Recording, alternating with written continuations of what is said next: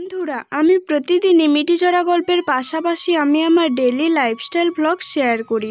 আজ আমি তোমাদের সামনে নিয়ে এসেছি কাঁচা টমেটো দিয়ে শোল মাছের একটা দারুণ রেসিপি, আর সঙ্গে রয়েছে ময়দার নিরামিষ একটা রেসিপি। তো চলো বন্ধুরা, আজকের ভিডিওটা শুরু করি। মিঠিঝরা ধারাবাহিকের নতুন আপডেটে দেখা যাচ্ছে যে এবার খবর কাগজে মিলল রাইয়ের বেঁচে থাকার প্রমাণ। ঈশা আর অঞ্জন মিলে যখন দুজনে পরামর্শ করে রাইয়ের বেঁচে থাকা খবর কাগজে ছাপিয়ে দেয়, ঠিক তখনই পুলিশ অফিসাররা ওই খবরটা পেয়ে চোখে দেখে খবর কাগজটা নিয়ে আর এক মুহূর্ত না অপেক্ষা করে ওরা চলে আসে রাইদের বাড়িতে। ওখানে এসে বলতে থাকে, দেখুন, আমরা এতদিন বাদে এই খবর কাগজের মাধ্যমে জানতে পারলাম যে রায়পূর্ণা দেবী এখনো বেঁচে আছে। এই ভদ্রলোক ভদ্রমহিলা ওনাকে সুস্থ করে ওনাদের বাড়িতে নিয়ে গিয়ে রেখেছে, কিন্তু এই মুহূর্তে আমরা ওনার সামনে কিন্তু যেতে পারবো না। তখনই স্রোত সার্থক বলে, কেন আমার রায় দিদি ভাইয়ের সামনে আমরা কেন যেতে পারবো না? আমরা জানা সত্ত্বেও কেন আমরা অপেক্ষা করব? তখনই পুলিশ অফিসার বলতে থাকে, খবর কাগজে ওনারা লিখেছে যে সেই ঘটনাস্থল থেকে ওই রায়পূর্ণা দেবী তার স্মৃতিশক্তি হারিয়ে ফেলেছে, তাই আমাদের সোজাসুজিভাবে গেলে হবে না। ছদ্মবেশ ধারণ করে ওনার কাছ পর্যন্ত পৌঁছে ওনাকে দেখে নির্দিষ্ট করে বলতে হবে যে আপনারা যাকে খুঁজছেন উনি তিনিই কিনা। তখনই রায়ের বৌমণি বলতে থাকে, তাহলে আপনারা এক কাজ করুন, ছদ্মবেশ যদি ধারণ করতে হয় তাহলে স্রোত সার্থক দুজনে ছদ্মবেশ ধারণ করে রাইকে দেখে আসবে সঠিক ওখানে রাই আছে কিনা। তখনই পুলিশ অফিসার বলতে থাকে, ঠিক আছে, সেটাই হবে। সার্থক আর স্রোত এক মুহূর্ত না অপেক্ষা করে স্রোত চলে গেল বুড়ি সেজে, আর সার্থক একজন বৃদ্ধ সেজে চলে গেল ওনাদের বাড়িতে। ওনারা যখন বাড়ির সামনে গিয়ে দাঁড়ায় তখন অঞ্জন আর অঞ্জনের স্ত্রী বলতে থাকে, কি ব্যাপার, আপনারা এখানে কি মনে করে? তখনই স্রোত বলতে থাকে, আমরা এখানে পথ হারিয়ে চলে এসেছি, তারা যদি আমাদেরকে সঠিক ঠিকানায় একটু পৌঁছে দিতেন তাহলে খুব ভালো হতো। এই কথা বলা বলিতে রাই তখন ছাদ থেকে নেমে আসে ওদের সামনে। তখনই স্রোত রাইকে দেখে চমকে ওঠে আর বলতে থাকে, এই তো আমার রাই দিদি ভাই, আমার রাই দিদি ভাই বেঁচে আছে।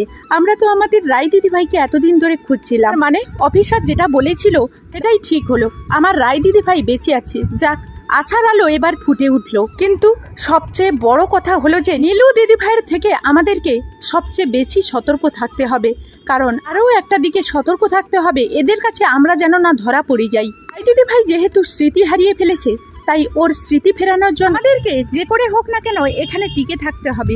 আর এখানে টিকে থাকার জন্য আমাদেরকে যেভাবে হোক একটা তাল বাহানা করে এখানে মাথা গোঁজার ঠাঁই করতে হবে। আমাদের হাতে রাই দিদি ভাইকে তুলে দেবে না সেটা খুব ভালো করেই বোঝা যাচ্ছে, কারণ ওরা তো আমাদের কাছে তথ্য প্রমাণ চাই। আমরা কেনই বা রাই দিদি ভাইকে এখান থেকে নিয়ে যাওয়ার চেষ্টা করছি? আর রাই দিদি ভাই যেহেতু স্মৃতিশক্তি হারিয়ে ফেলেছে সেহেতু তো আমাদের চিনতে পারবে না, আর রাই দিদি ভাই আমাদের সঙ্গে কিছুতেই যেতে চাইবে না, তখন কি হবে? তো বন্ধুরা, এই ছিল মিঠিঝরা ধারাবাহিকের নতুন আপডেট। তো বন্ধুরা, আজকের আবারও তোমাদের সামনে চলে এসেছি একটা নয় দুটো রেসিপি নিয়ে। তো চলো, একই ভিডিওতে তোমরা দেখতে পাবে দুটো রেসিপি। তো আজকে তোমাদের সামনে নিয়ে চলে এসেছি, এখন টমেটোর সিজন চলে যাচ্ছে, বাগানে যেই কটা কাঁচা টমেটো আছে আজকের কাঁচা টমেটো দিয়ে শোল মাছের রেসিপি বানাবো, আর একটা নিরামিষ রেসিপি থাকবে ময়দার। সঙ্গে থাকো, পুরো ভিডিওটা দেখতে থাকো, আশা করি আজকের ভিডিওটা তোমাদের ভালো লাগবে। বাজার থেকে শোল মাছ নিয়ে আসা মাত্রই কিন্তু আর এক মুহূর্তও দেরি নয়, এই শোল মাছটাকে কেটে নেব। কেটে পুকুরের জলে পরিষ্কার করে এখন কিন্তু বাড়ির দিকে চলে যাব। তো চলো কেটে নেই। প্রথমে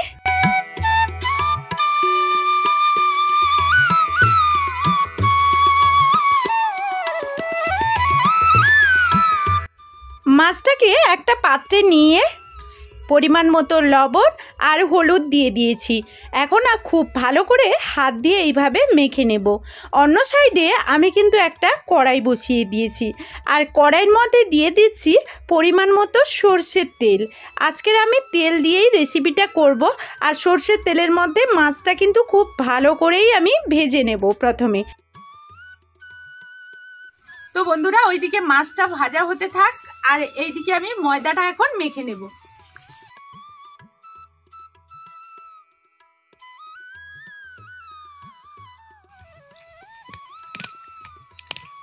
এখন আমি জল দিয়ে খুব ভালো করে মেখে নেব।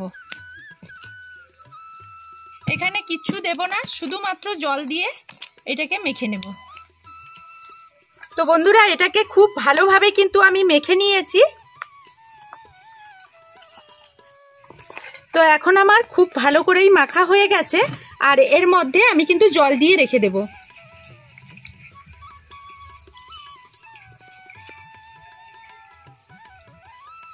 তো বন্ধুরা, এমনভাবে জল দিতে হবে যাতে এটা ডুবে যায় এইভাবে। এখন আমি ঢাকনা দিয়ে এটাকে সরিয়ে রেখে দেব। এখন আমি টমেটোগুলো কেটে নেব আর এইভাবে 4 ভাগ করে নেব।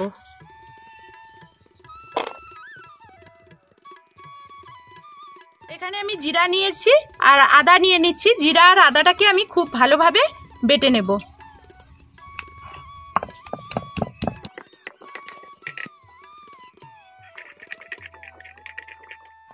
তো এখন আমি জিরেটাকে খুব ভালো করে বেটে নিয়েছি, এখন তুলে নেব। এইদিকে আমার মাছগুলো খুব ভালোভাবে আমি লাল লাল করে ভেজে নিয়েছি, আর এখন এই ভাজা মাছগুলো একটা পাত্রে তুলে নিলাম। আর আমি আবারও ওই কড়াইতে তেল দিয়ে টমেটোগুলো তুলে দিয়েছি। এখন হলুদ একটু দিয়ে খুব ভালোভাবে কিন্তু টমেটোগুলোও ভেজে নেব। এখানে কিন্তু কোনো রকম আমি লবণ ব্যবহার করব না। তো আমি এখানে আজকে এখন নিয়ে নিচ্ছি কাজু বাদাম আর পোস্ত বেটে নেব। তো তোমরা চাইলে কিন্তু শুধু কাজু বাদাম কিংবা শুধু পোস্ত বাটতে পারো।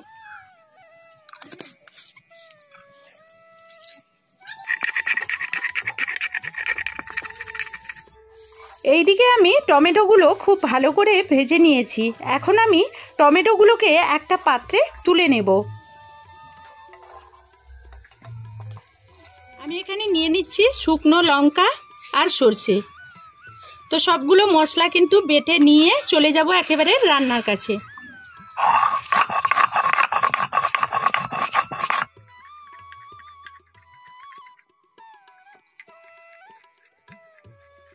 এইদিকে আমি কড়াইতে আবারও তেল দিয়ে দিচ্ছি।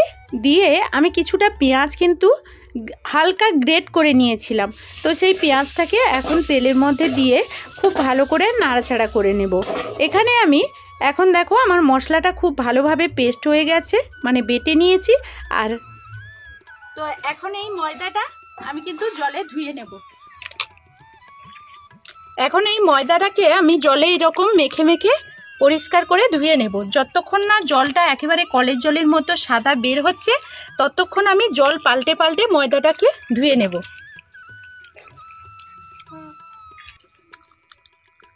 এইদিকে পেঁয়াজ থেকে তেল ছাড়তে শুরু করেছে। এখন আমি আদা আর জিরেটা যে বেটে রেখেছিলাম ওটা এখানে অ্যাড করে দিলাম।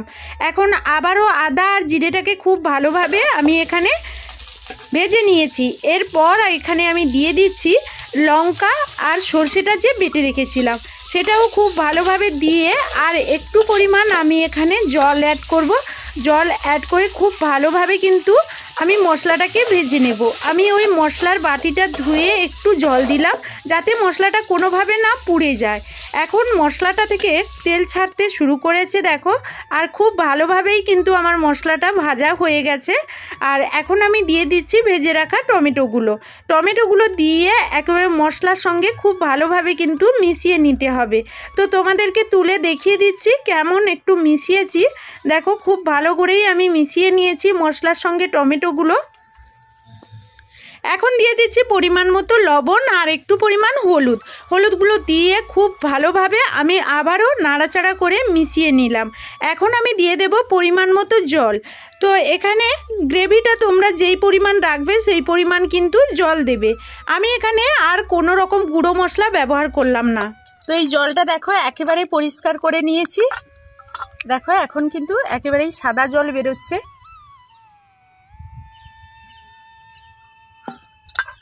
এখন আমার পরিষ্কার করে ধোয়া হয়ে গেছে। আর এটা এখন একটা সুতির কাপড়ে জলটাকে খুব ভালো করে ঝরিয়ে নিতে পারো। আর আমি কিন্তু জলটা ঝরাবো না, না ঝরালে কি হয়, আমরা যখন তেলের মধ্যে এটাকে ভাজবো তো তখন কি হয় না তেল ছিটকাতে থাকে। এই কারণে আমার এখন এতটাও সময় নেই, এই কারণে আমি সরাসরি কিন্তু ছোট ছোট টুকরো করে কেটে নেব। তো আমি এই রুমালের মধ্যেই কিন্তু একটু শুকিয়ে নিচ্ছি। তো মনে হবে যেন জড়ে যাবে, কিন্তু জড়ে যাওয়ার কোনো ভয় নেই, ছেড়ে চলে আসবে। এইভাবে কি হয় তেলটা ছিটকে আসে তো তখন কিন্তু অসুবিধে হয়, এই কারণে। তো এই রকম ছোট ছোট করে আমি কেটে নিচ্ছি। এইদিকে আমি গ্রেভিটা খুব ভালোভাবে ফুটিয়ে নিয়েছি। এখন আমি ভেজে রাখা মাছগুলো এখানে অ্যাড করে দেবো। আর মাছগুলো খুব ভালোভাবে হয়ে গেলে একটা ফুট নিয়ে নিলে এটা কিন্তু আমি নামিয়ে নেব। এখন আমি 2 মিনিট মতো ফুটিয়ে নিয়েছি আর টকবক করে ফুটতেই শুরু করেছে, তোমরা সেটা দেখতেই পাচ্ছ। তো এত সুন্দর হয়ে ফুটতে শুরু করেছে সেটা তোমাদের সঙ্গে না শেয়ার করে পারলাম না। তো এখন কিন্তু আমি ওপর থেকে অল্প একটু ধনেপাতা দিয়ে দেবো। তোমরা চাইলে কিন্তু স্কিপ করতে পারো, আমি একটুখানি ধনেপাতা দিয়েছি। আমার রান্নাটা পুরো কমপ্লিট হয়ে গেছে। আমি এখন এটাকে একটা পাত্রে নামিয়ে নিলাম। আর দেখো আজকের খুব সহজেই কিন্তু আমি কাঁচা টমেটো দিয়ে শোল মাছের রেসিপিটা বানিয়ে ফেললাম। এখন আমি চলে যাব কড়াইতে, আবারও তেল দিয়ে দেব। তো কড়াইটা খুব ভালো করে কিন্তু প্রথমেই পরিষ্কার করে নেবে। তো এইরকম কড়াইতে তেল দিয়ে দিয়েছি। আর দেখো ময়দার ওই ডোগুলো কত ছোট ছোট করে আমি কেটে নিয়েছি আর কতকগুলো হয়ে গেছে। এগুলো যখন আবার তেলের মধ্যে দেব আবারও ডবল হয়ে যাবে। আর আমি দেখো তেলের মধ্যে দিয়ে এরকম ছোট ছোটগুলো কত বড় করে হয়ে যাচ্ছে। আর এইগুলো একটু লাল লাল করে ভেজে নেব। দেখো এই রকম করে আমি একটু লাল লাল করে ভেজে এখন একটা এরকম ঝাড়া দিয়ে আমি তুলে নেব। এইভাবে আমি সমস্তগুলো ভেজে নেব ময়দাগুলো। ময়দার এই রেসিপিটা আমি আজকে নিরামিষ করছি, তোমরা চাইলে কিন্তু আমিষও করতে পারো। আর এইভাবে সবগুলো ভেজে নিলাম। আবারও ওই কড়াইতে আমি দিয়ে দিচ্ছি টমেটো কুচি। তো আজকে যেহেতু নিরামিষ করেছি আমি বেশ কিছুটা টমেটো কুচি দিয়ে দিলাম। আর এখন দিয়ে দিচ্ছি আদা আর জিরেটা যে বাদবাকি বেটে রেখেছিলাম সেটাই আমি দিয়ে দিলাম। এখন দিয়ে দিচ্ছি কাজু আর পোস্তটা যে বেটে রেখেছিলাম সেটাও দিয়ে দিলাম। খুব ভালো করে মশলাগুলোকে ভেজে নেব। আর তার আগে ওই বাটিটা ধুয়ে একটু জল দিয়ে দিলাম, যাতে আমার কাজু আর এই পোস্তটা নিচে লেগে পুড়ে না যায়। আর সেই কারণে এখন আমি খুব ভালোভাবে ভেজে নেব মশলাটা তেলের মধ্যে। আর পরিমাণ মতো লবণ আর হলুদ এখানে অ্যাড করে আবারও আমি এখানে ভেজে নিচ্ছি। এই দিকে দেখো ময়দা যে ভেজেছিলাম এগুলো জড়ে গিয়েছে একটার সঙ্গে একটা, এইভাবে ছাড়িয়ে নিলে খুব ভালো হয়। হাত দিয়ে তাই এইগুলোকে ছাড়িয়ে নিচ্ছি, এগুলো জড়ে থাকে এইরকম। তো ছাড়িয়ে নেওয়ার পর এখন দেখো মশলাটা কিন্তু আমি খুব ভালোভাবে কিন্তু কষে নিয়েছি। আর এর মধ্যে আমি এখন অ্যাড করব সেই যে ভেজে রাখা ময়দাগুলো। এখন খুব ভালোভাবে কিন্তু মশলার সঙ্গে সেই ময়দাগুলোকে মিশিয়ে নেব। 1 মিনিট মতো আমি নাড়াচাড়া করে নিয়েছি। এখন আমি এখানে দিয়ে দিচ্ছি গরম জল। তো তোমরা এখানে গরম জল কিংবা ঠান্ডা জল ব্যবহার করতে পারো। আমি গরম জল ব্যবহার করলাম বলতে হাতের কাছে ছিল। আর গরম জল যদি তরকারির মধ্যে দেওয়া যায় তাহলে কিন্তু তার টেস্টটা আলাদা হয়।